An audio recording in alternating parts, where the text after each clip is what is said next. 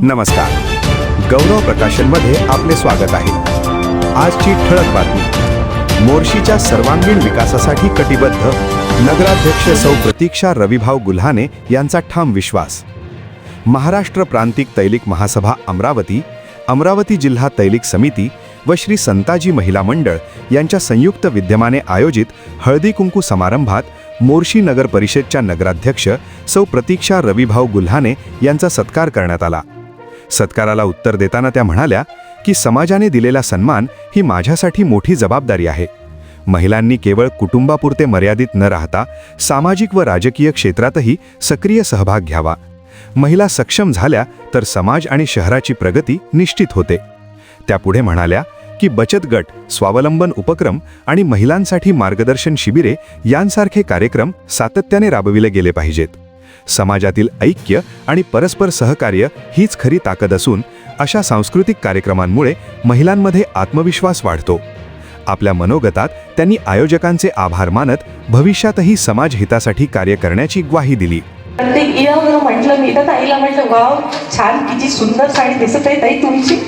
तिला किती सुंदर वाटते, तिला छान वाटलं. तिच्या चेहऱ्यावरचं हसू बघा किती सुंदर वाटते की नाही, आज मला कोणीतरी काहीतरी कंबाईन केलं. प्रत्येकाचं कौतुक करत चला. आपणही खूप सुंदर आहात. आता जसे मी ते स्टेजवर बोलत आहे, तुमच्या सर्वांतही एखादा ना एखादा गुण असतीलच आणि प्रत्येक महिलेत कोणता ना कोणता गुण असतो. तो फक्त त्याला थोडासा पुरवठा द्यायची गरज असते, तो बाहेर काढण्याचा. प्रत्येक याच्यात तो सुप्त गुण आपल्यात लपलेले आहे.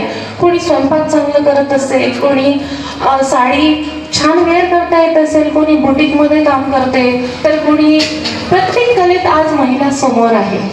बरोबर, फक्त त्याला सपोर्टचं काम असते. मला असं वाटते की प्रत्येकीला भरभरून कौतुक केलं पाहिजे, जेणेकरून तिला प्रोत्साहन मिळेल आणि ती समोर जाण्यात तिला मदत होईल. आणि दुसरी गोष्ट अशी की प्रत्येक आपण म्हणतो की आता माझ्या मोर्शीमधली गोष्ट सांगते, गेलेल्या नाही आहे, त्यांना माहिती नाही आहे. त्यांना आई वडील, आईची इच्छा असते की मी जसं केलं तसं माझ्या पोरीला नाही झालं पाहिजे, माझ्या मुलीला नाही केलं पाहिजे. आणि सासूची अशी अपेक्षा असते की मी जसं केलं त्याच्यापेक्षा माझ्या सुनीने जास्त केलं पाहिजे. या अपेक्षेने आपण राहतो, म्हणून आपण थोडंसं मागे पडत आहे. आजकालच्या मुली कशा शिक्षणात समोर गेलेल्या आहे, घरगुती कामात थोड्याशा मागे आहे.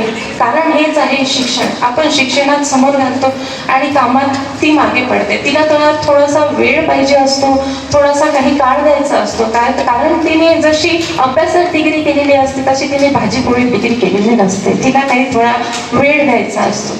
आणि राहायला सांगायचं तर नवरा बायकोचं सांगू इच्छिते मी. तर ते कसं आहे, आपण आता मुलांनी जर आपल्याला काही मागितली कोणती वस्तू किंवा आपल्याला एकमेकांचे विचार पटत नाही, नवरा बायकोचे कधी कधी नाही पटत.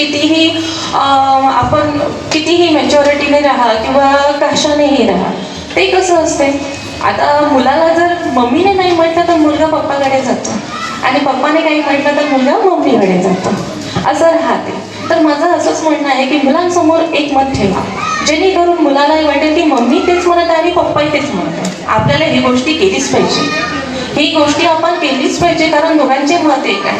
आणि मम्मीने जर म्हटलं नाही तू जा कर आणि पप्पाने जर म्हटलं करू नको, तर तो विचार करा नाही आहे. तरी ताईंनी ती जो मुद्दा मांडला होता की मोबाईल, मी सांगू इच्छिते सर्वांना, मुलांना मोबाईल देऊ नका.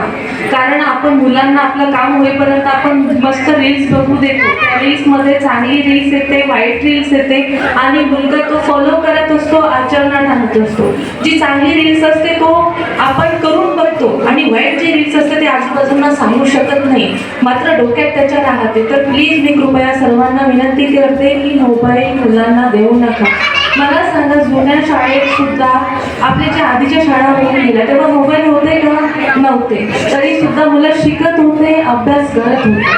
आणि एक सांगू इच्छिते की तुमचाही गुन्हा नाही आहे, कारण कोरोना जेव्हा आला आणि मोबाईलचा वेळ लावून गेला असं म्हटलं तरी चालेल माझ्या मते. कारण कोरोनापासूनच मोबाईलचा वेळ हे जरा जास्त लागलं मुलांना. तर मी प्रत्येक पॅरेंट्सला विनंती करते, कारण मलाही मुलं आहे, माझीही मुलगी बघते, मला मान्य आहे, पण शक्यतोपर्यंत जेवढा कमी मोबाईल देता येईल तेवढा कमी वापरा आणि यूज कमी करा. आणि मॅडमने जी म्हटलं की आता पेपरला तुम्ही बातमी बघत आहे की मुलीला 10 वर्षाची मुलगी 15 वर्षाची मुलगी जे काही कृत्य घडत आहे त्याला जबाबदार हा मोबाईलच आहे. मी म्हणते कारण तुम्ही बघा जसं शिवाजी घडला छत्रपती शिवाजी महाराज घडले, जिजाबाईंनी घडवले, कसे घडवले, रामायण महाभारतातून घडवले. आणि आपण काय सांगतो मुलांना, रात्री झोपताना मोबाईल देतो. आपली चुकी कुठे आहे आपण स्वतः तुम्ही सांगा. आपण मुलांना काय सांगत आहे? मोबाईलला जेवण करताना मोबाईल देतो, झोपताना मोबाईल देतो. आणि जुन्या बाया कशा होत्या, काय सांगत होत्या? निदान तुम्ही गोष्टी सांगू शकता नाही काही तर तुम्ही एखादी स्टोरी, कुठलीही स्टोरी जे येत असेल ते. शक्य नाही की रामायण आणि महाभारतच सांगितले पाहिजे, त्यातले मेन पार्ट जरी त्यांना सांगितले ते तुमच्या म्हणजे एक महिला जी असते आपल्या घराचा एक आधारस्तंभ असतो, महिलांच्या हातात असते. जरी माणूस कमावता असला तरी महिलांच्या हातात असते कुठले पैसे कुठे यूज करणे आणि कुठे कसं लावणे हे महिलांच्या हातात असते. म्हणून मला असं वाटते पुढची पिढी घडवणं ही तुमच्या हातात आहे. आपले दिवस तर निघून गेले आता, पण जे नवीन पिढी आहे त्यांना मी सांगू इच्छिते, तुम्हा सर्वांना विनंती करते की कृपया कमीत कमी मोबाईलचा वापर करू द्या मुलांना. कारण मोबाईल हा असा आहे की आपण म्हणतो की मोबाईलमुळे फक्त डोळ्यावर परिणाम होतो, पण डोळ्यावर परिणाम नाही, त्याचा आपल्या डोक्यावर सुद्धा परिणाम होतो. आपली अभ्यास करण्याची जी शक्ती असते ती कुमकुवत बनून जाते आणि मुलगा काहीच मोबाईल शिवाय करू शकत नाही. म्हणून माझी एक विनंती आहे सर्व महिलांना, कृपया मुलांना मोबाईल देऊ नका. आणि मॅडमनी जे म्हटलं की कॅमेऱ्याचं, तुम्ही सांगू इच्छिते की माझ्या महानगरपालिकेला मी प्रत्येक शाळेला कॅमेऱ्यासाठी मी एक फी टाकली आहे आणि ती सुद्धा मंजूर झालेली आहे. आणि माझ्या मोठी शहरात जिथे कुठे आता बेस्तान चौक झाला, जसा मेन चौक आहे तिथे सुद्धा शौचालय कॅमेरे वगैरे लावण्याचे चालू आहे प्रोसेस. आणि ती नक्कीच संपुष्टात येईल असं मला वाटते, कारण होणारच आहे ते, फक्त थोडा वेळ पाहिजे. आणि आज मी इथे जे आहे मी तुम्हाला सांगू शकते की माझ्या नवऱ्यामुळे मी आज इथे आहे. सांगायचं झालं सुद्धा माझ्या रविभाऊ जे आहे, तुम्ही जरी ओळखत नसला तरी काही बायका इथे अशा आहे, काही वुमन्स इथे आहे की त्या माझ्या मिस्टरांना ओळखतात. आज मी माझ्या मिस्टरांमुळे इथे आहे, माझ्या कामांमुळे मी इथे नाही. आणि समोरचे जे कार्य करतात त्याच्यासाठी नंतर मला श्रेय, पण आता सध्या जसं सावित्रीबाईला ज्योतिबाईंनी घडवलं, मुख्याध्यापिका बनवलं, त्यांना शिकून एवढं मोठं केलं, पुण्यात शाळा काढवली, तसंच माझ्या मागे सुद्धा माझ्या मिस्टरांचा हात आहे. प्रत्येक बाई म्हणते की माझ्या मागे माझ्या नवऱ्याचा हात आहे, बाईचा हात आहे, सॉरी नवरा म्हणते माझ्या बाईचा हात आहे, पण मी गर्वाने सांगू इच्छिते की माझ्या मागे माझ्या नवऱ्याचा हात आहे.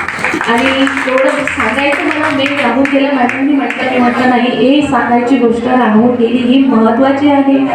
आणि तुम्ही प्लीज कृपया करून मोबाईलचा वापर मुलांना कमी करू देत चला. कारण मला माहिती आहे आधुनिक युग आहे, धावपळीचं युग आहे, आपल्याला वेळ मिळत नाही.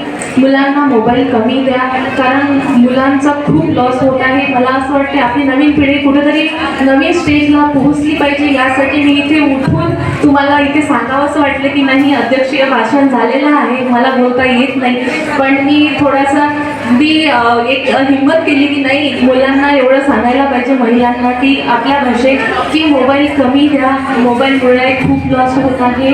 तर बस एवढीच विनंती करेन.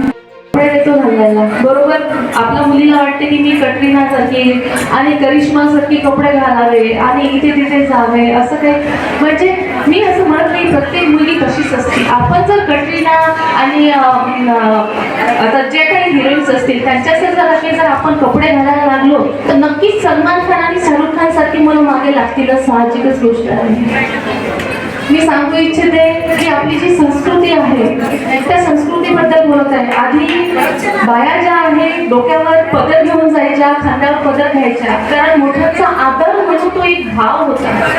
आता पदर तर डोक्यावरचा सोडा खांद्यावर सुद्धा राहत नाही, आपली तो पडूनही जातो. पण मला एवढं म्हणायचं आहे की आपली संस्कृती जपा. आपली संस्कृती कुठेतरी मागे पडत आहे, संस्कृती जपली पाहिजे. हेच आपल्या शिवाजी महाराजांचं स्वप्न होतं आणि हिंदू स्वराज्य स्थापन झालं पाहिजे. मला असं वाटतं त्यात तुमचा सर्वात मोठा वाटा आहे आणि तुम्ही जर सहकार्य केलं, सर्वांनी जर सहकार्य केलं तर हे नक्कीच होईल. मला असं वाटते तर तुमच्या सपोर्टची गरज आहे. एवढी बोलून मी माझे 2 शब्द संपवते. धन्यवाद. त्यांच्या भाषणाला उपस्थित महिलांकडून टाळ्यांच्या कडकडाटात उत्स्फूर्त प्रतिसाद मिळाला. आपणास गौरव प्रकाशनची ही बातमी कशी वाटली कमेंटमध्ये अवश्य लिहा. गौरव प्रकाशन चॅनलला लाईक करा, शेअर करा, सबस्क्राईब करा. धन्यवाद.